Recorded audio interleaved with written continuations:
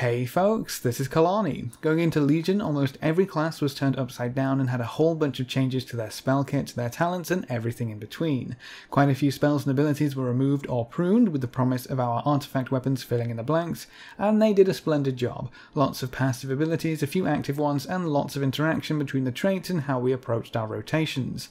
Going into Battle for Azeroth, our artifacts are being removed. That leaves us with a bit of a bare bones feeling on some classes and specs, so it's not too surprising that a few classes are receiving some significant changes to make sure they play well and are at least a little filled in. Some classes, on the other hand, aren't really changing at all. Maybe an ability here, a talent there. Some specs literally only have a few talents moved around, one or two have talents moved on the same row, so they don't actually move at all. For some specs this works out rather well, especially those which received significant changes halfway through Legion. Some other specs are being left a little high and dry though. Let's have a look at the classes and specs that will see the least changes going into Battle for Azeroth and talk about whether that's a good thing or a bad thing. Remember, this is all beta footage, so it's subject to change and may not reflect the finished product, though saying that, the dev team have posted saying most classes are more or less finished, so take from that what you will.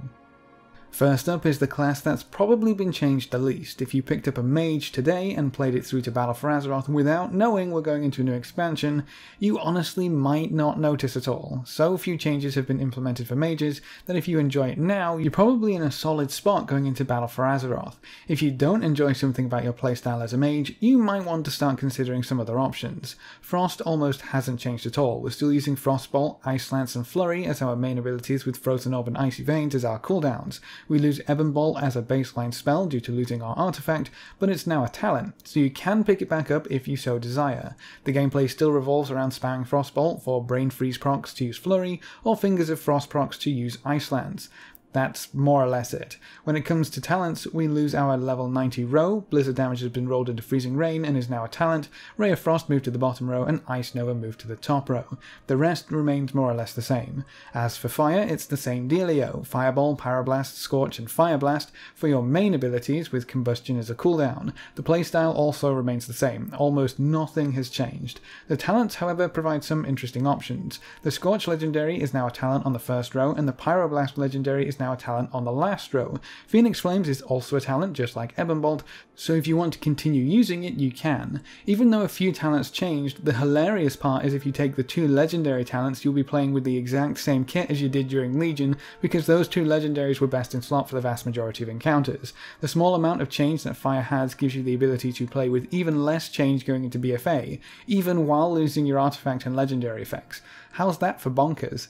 Arcane actually has a handful of changes though. Arcane Missile and Explosion no longer build arcane charges and don't benefit from the extra damage, so that's a little weird. Arcane Missiles isn't a proc anymore, it instead costs a bunch of mana and you can get some procs to make it free, and it seems like it's going to be easier to manage your mana overall.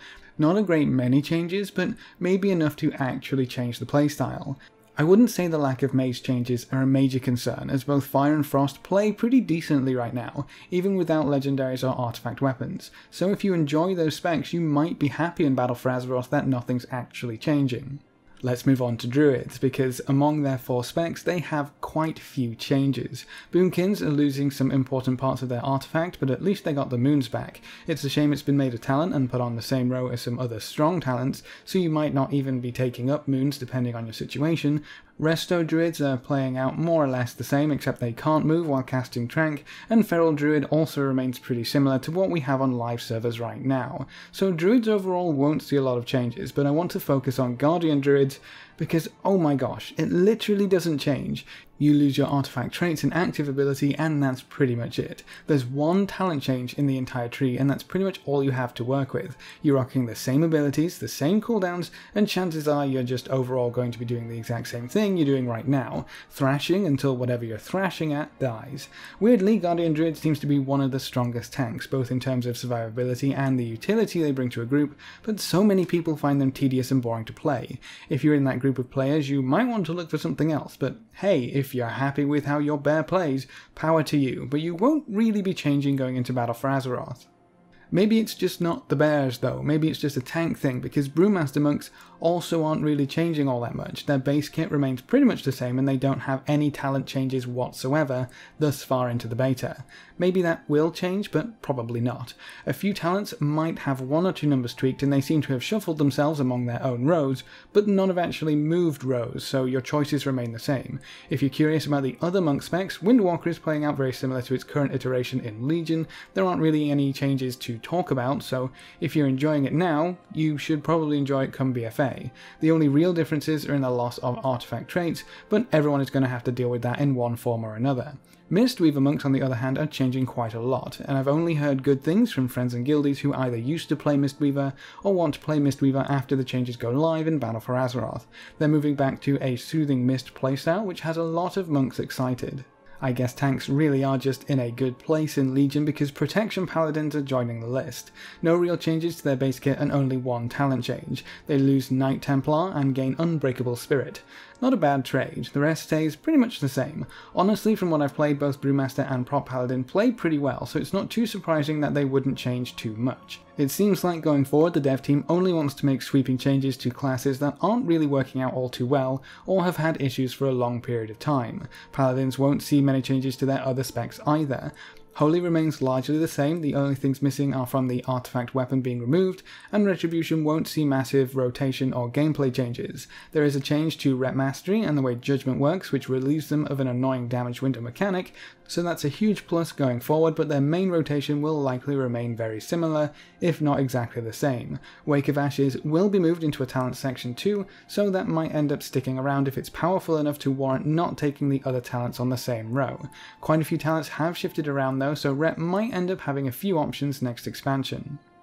The last class that would kind of fit into this video would be Demon Hunters. Now, Vengeance actually had quite a few changes, nothing super game changing or vastly different, but enough abilities have been tweaked that I would say they got a fair few changes. Havoc, on the other hand, will play out exactly the same. Demon Spite to generate Fury, Chaos Strike to spend Fury.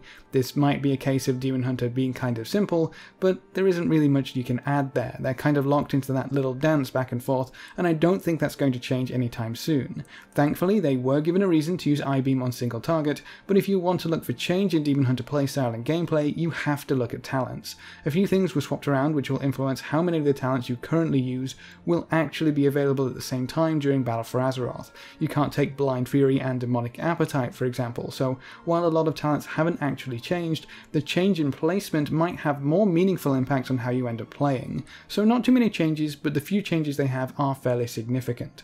I'm excited to see whether people think this is a good idea or not to have limited change going into a new expansion. Typically we all have new spells and new rotations to learn, but this time a handful of classes are more or less going to be playing the exact same way, even though we have another 10 levels to work our way through. I think this might be the first expansion where so much is staying the same, so I really am looking forward to launch day. Will we see, "Oh my god Blizzard, you didn't change anything, you're so lazy," or will we see, "Thank you Blizzard for not trying to fix something that was already working so well"? Only time will tell. It's kind of funny that some people will have to learn a new rotation, but others will be putting that muscle memory from Legion to good use.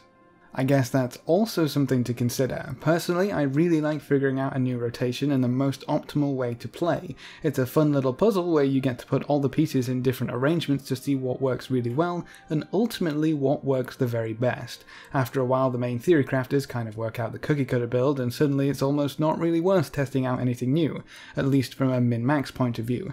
I guess that saves you a bit of trouble if you already know how to play your class going forward, but that sense of excitement from something being super new might not quite be the same. I hope the Azerite armor traits and bonuses add enough fun bits and pieces into the mix to give us something to look forward to. I have my fingers crossed for less boring passives that we won't really take notice of. But that's it for our little preview of the least changed classes going into Battle for Azeroth. I'm happy that for most of these classes, at least one spec has some decent changes, though a few of them do feel a little lackluster, especially when key abilities from the artifact weapons are thrown onto talent rows where they either have to be picked up or just can't be picked up due to the strength and balancing of the other talents. Hopefully things will be balanced in the later tuning passes, but if you're not happy with the class right now, chances are you won't see any more significant changes, so maybe it's better to prepare for the worst instead of hoping something will get fixed or changed. If you're not going going to enjoy it, don't put up with it. This is a game after all. What do you think of these classes and their lack of change? Is it a good thing or a bad thing for this much to stay the same? Leave all your thoughts in the comment section below. A big thank you to all of our supporters over on Patreon. If you want to join the names at the end of every video, you can find a link in the description below. Remember to leave a like just below the video before you leave, and if you want to see more, make sure to subscribe. But apart from that, thanks for watching folks, good luck and have fun, and as always I will see you next time.